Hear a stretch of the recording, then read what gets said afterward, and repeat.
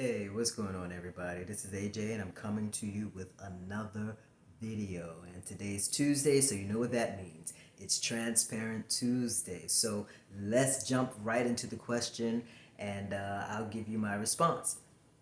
So, the question for today is, how do I find dating as a transmasculine person?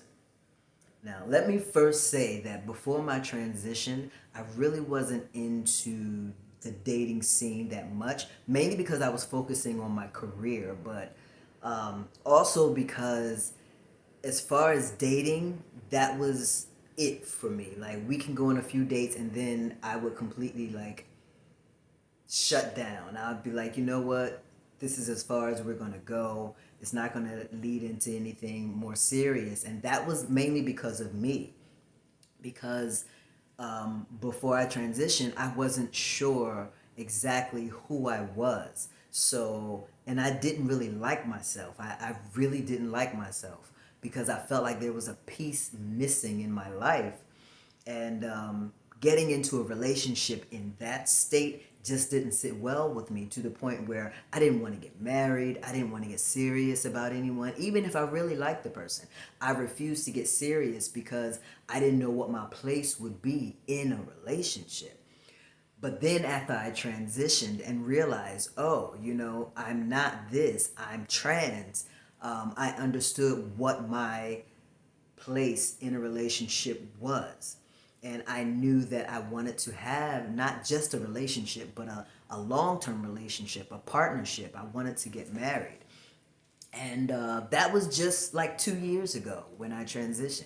So, and in that 2 years, I was wondering, like, how am I going to find my spouse? How am I going to get back into dating and looking for someone? And it was really, really difficult for me because I've been out of the loop for so long, purposefully, that now that I'm putting myself back in, I just had no clue what to do. So a few of my friends told me to go on dating sites and put up a profile and everything. So that's what I did. I was kind of leery of doing that because you just don't know who's on these dating sites.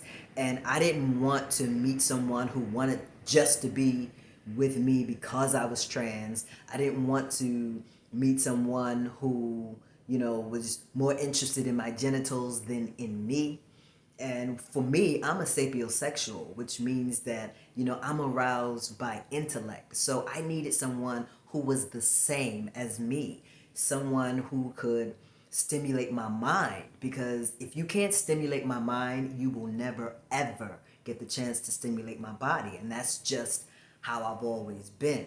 So dating apps, it was just a red flag for me. But I put up my profiles anyway. I think I got on maybe two or maybe three dating apps.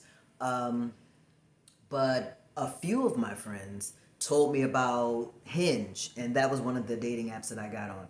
And those friends of mine, it was maybe four of my friends who used Hinge themselves.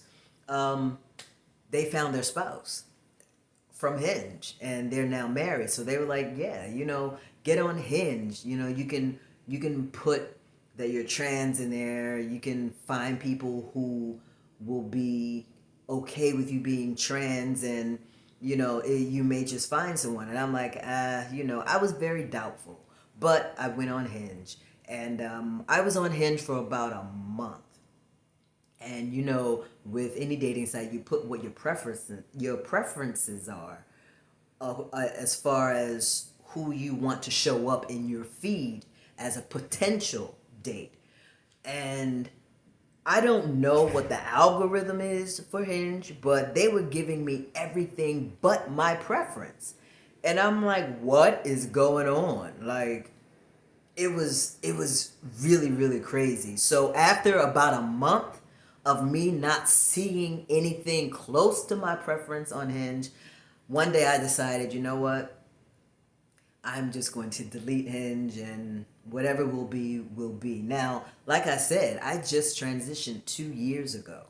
And since then, like I had seriously been praying about my spouse, praying about who I wanted, how I wanted her to be toward me, to act toward me. Um, I mean, everything about her, I prayed for specifically. And I was like, I don't know where I'm going to find her, but I'm like, God, if you're listening, please let me get what I'm asking for. So after about a month of being on Hinge and not getting what I'd been specific about in my profile, I just decided one day to go and delete it. So I went on the app to delete it. And when I went on the app, it buffers a little bit because once you go on it, it'll put someone in your feed. And up until that point, no one was meeting the mark that I wanted that was coming in my feed. So I waited for it to buffer, and someone came up on my feed.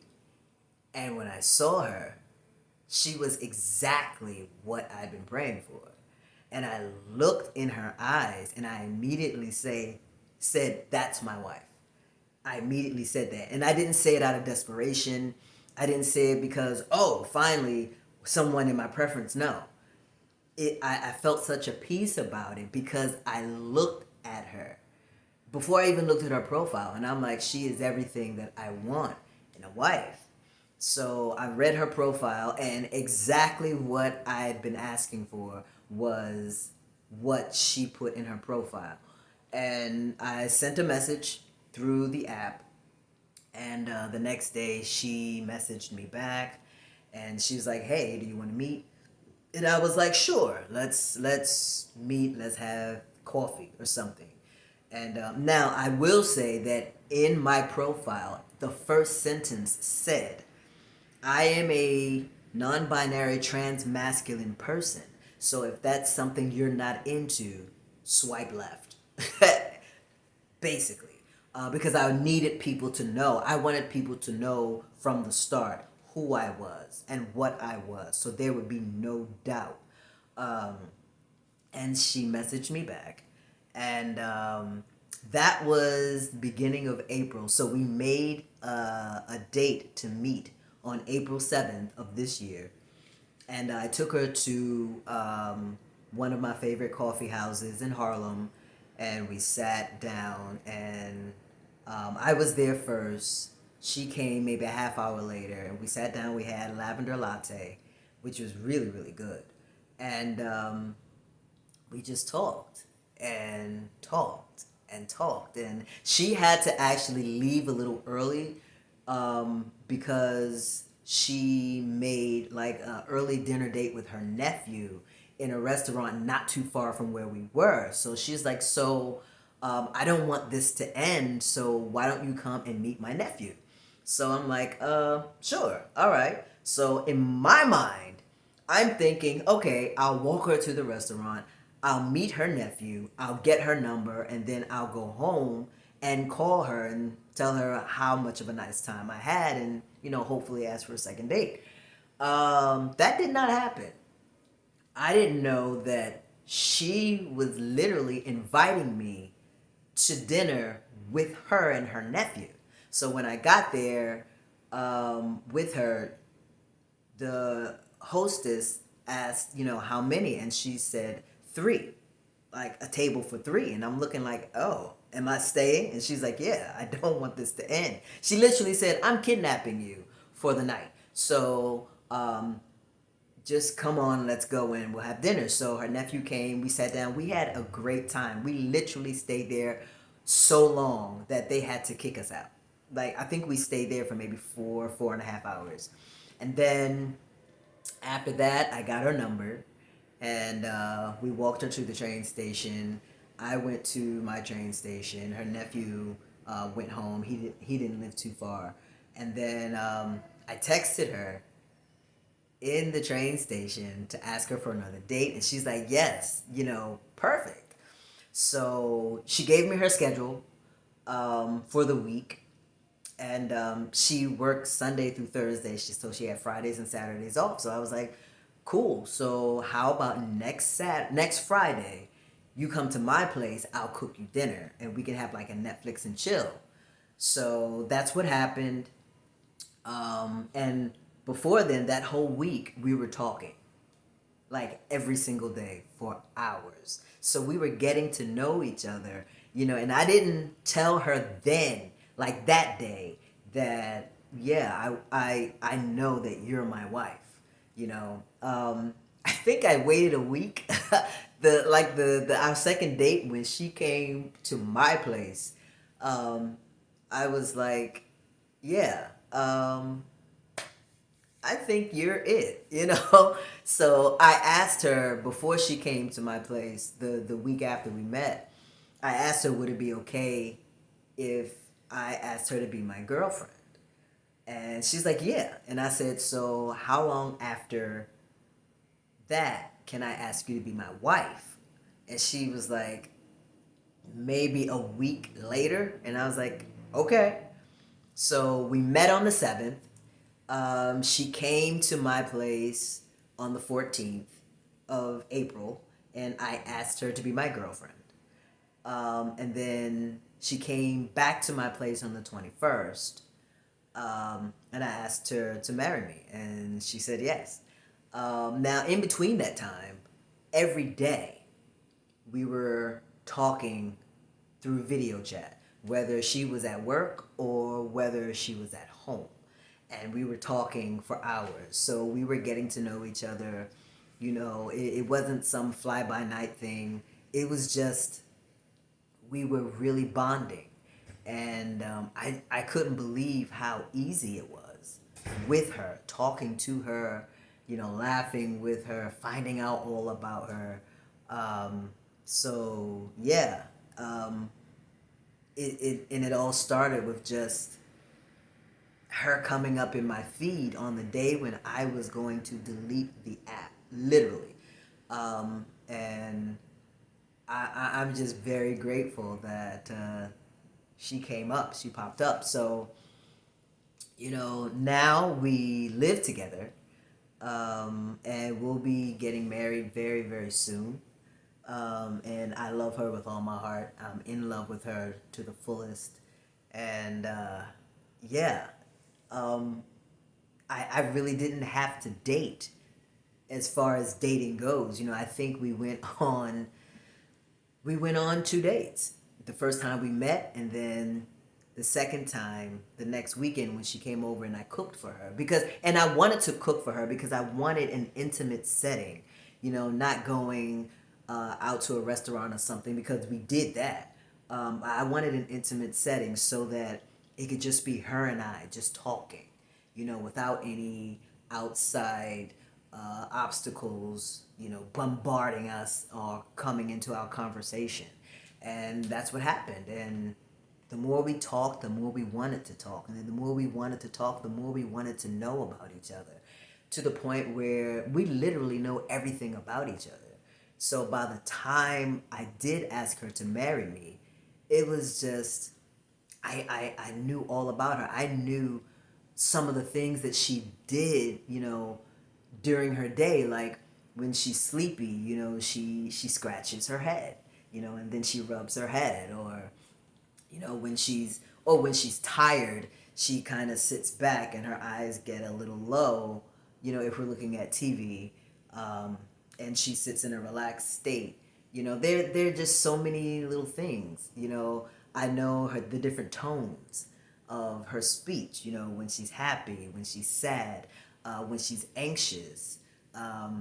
I know, and I always ask her what's going on, and she's like, "How did you know something's going on?" Because I know you, I watch you, I look at you, so I can know. It is my job as her spouse, as her husband, to know when something's wrong, when something's right, when something's not quite the way she wants it to be. And she keeps telling me it's incredible how we're on the same wavelength. It's like she thinks something and I do it, and then she comes in like the room or something, and she's like, I was just thinking that. And I was like, yeah, I figured this is what you wanted. So, and that's how much we are connected. And I believe that connection is because we talked so much and we still talk. We have special talks every Sunday. And we talk for hours in the morning. And we talk about everything. We talk about nothing. It doesn't matter, and I tell her, never be afraid to ask me something, to tell me something. I will, never try to condemn you. I would never judge you on anything. I am here to hear you, to love you, and to support you. And she knows that and she feels that. And we have like the best relationship. Do we disagree on things? Of course, all the time. But even in our disagreements, um, we don't fight, we don't argue, we just talk. And I think that's the basis of our relationship because we started off talking. That's what we do, and we do a lot of it. And I love it. She is the same as me. She's also a sapiosexual. She needs that intellect. She needs that intellectual stimulation to for her to thrive. And we fit. We are more than connected. We are bonded together, and I'm so grateful for her. So, and she never cared that I was trans, and I asked her that, and she, she'd never been with a trans guy before. And when I asked her, what did you think when you saw my profile that I was trans? And she was like, she just thought it would be different. She's like, she didn't really think anything bad or good about it. She just thought it would be different. And she didn't mind at all. And she is like my number one supporter. Even when I had my surgery 2 weeks ago, I had a metoidioplasty 2 weeks ago, she was right there. She let the hospital know, as long as they're in the hospital, I'm in the hospital. So they had to they actually got me like a big private room with a couch so that she can stay there because she refused to go home. She was not going home. Like she's that person. She's that supporter. And I just love her dearly. So, you know, as far as dating, we really, I can't really say what we did was date. I think we just talked. Um, we went from a first date to being girlfriend and boyfriend to being espoused. Now she's my fiance, and that was in a matter of 3 weeks. That was less than a month. We've been together since April, so 3 months now, and we'll be getting married before the end of this year. And she's happy, I'm happy, and I don't know. We just talked. I think that was what our dating time was, just talking. Whether we were together or apart, we just talked all the time. So I can't really say that we were dating. We were talking a lot. And that just fueled our relationship, and it kind of propelled us to where we are now, getting ready for marriage. So yeah, but before I met her, I I just didn't I didn't know what to expect from anybody. So I was kind of scared of dating. Um, because as a trans person, it's just hard. It's hard to trust people because you don't know who has ill intent and who doesn't. Who's really genuinely on your side and who isn't. Who wants to know about you as a person, or who just wants to know about your genitals or what's going on with you as a trans person. So you just don't know. But I found that if you put yourself out there, you know, you can meet that special someone, just like I did. So, yeah. That's my answer. I hope that helps someone. Do me a favor, like this video, subscribe to my channel, and hit the notification bell. If you have any other questions, please let me know, and I will answer them either in a video or in the comments. So, yeah, that's it. I hope you all enjoyed this video, whether you're watching it in the morning, afternoon, evening. Enjoy the rest of your day, your night, your afternoon. Thanks again. Be good, and if you can't be good, then be good at it. A.J. out, y'all.